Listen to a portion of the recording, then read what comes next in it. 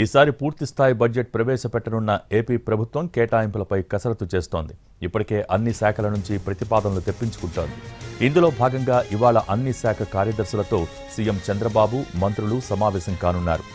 2 సెషన్లుగా ఇవాల్టి సమావేశం జరగనుండగా ఫస్ట్ సెషన్లో ఫైళ్ల క్లియరెన్స్, జీఎస్డీపీపై చర్చిస్తారు. సెకండ్ సెషన్లో కేంద్ర బడ్జెట్, రాష్ట్ర బడ్జెట్ ప్రతిపాదనలపై చర్చిస్తారు. ఎన్నికలకు ముందు ఇచ్చిన హామీల అమలు, కేంద్ర బడ్జెట్ ద్వారా రాష్ట్రానికి వచ్చే ఆర్థిక ప్రయోజనాలపై చర్చిస్తారు. ఈ సమావేశంలో వివిధ శాఖల కార్యదర్శులు పవర్ పాయింట్ ప్రెజెంటేషన్ ద్వారా ప్రతిపాదనలు వివరించే అవకాశం ఉంది.